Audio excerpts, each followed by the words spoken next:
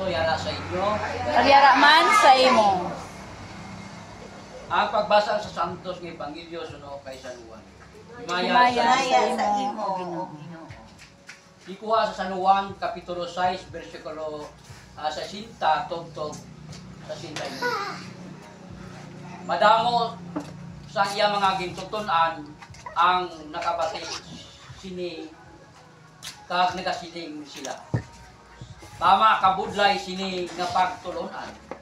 Sino bala ang makahangop sini? Bisan wala masugiri si Jesus, nahibaluan niya nga nagakulumoron ang iya mga gintutunan na hanungod sini. Gani nagsiling siya sa ila, nasaklaw bala kamo sini. Abi kon makita ninyo ang anak sang tao nga nagakayab pabalik sa iya ginhalinan, ang Espiritu sang Dios amo ang nagahatag sang kabuhi. Ang unod hindi makasarang sini. Ang mga pulong nga ginahambal ko sa inyo nagahalin sa Espiritu sang Dios nga nagahatag sang kabuhi. Pero ang iban sa inyo wala nagatuo.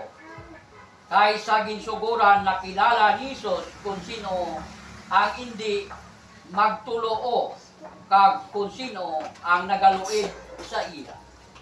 Kag nagasiling pagid siya, amo ini ang kabangdanan kung nga nagsiling ako sa inyo nga wala sing may makapalapit sa akon kung hindi siya pagtugutan sang amay.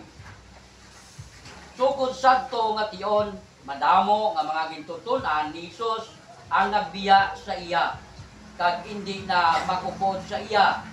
Dayon nagpamangkot si Jesus sa 12 ka mga apostoles kung kamu man bala luyag magbiya sa akon.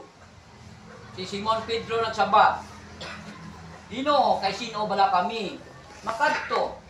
Yara sa imo ang mga pulong nga nagahatag sang kabuhi nga dayon. Kag karon nagatuo kami kag nakahibalo nga ikaw amo ang balaan halin sa Dios. Mga kauturan, ang Ebanghelyo sang Ginoo.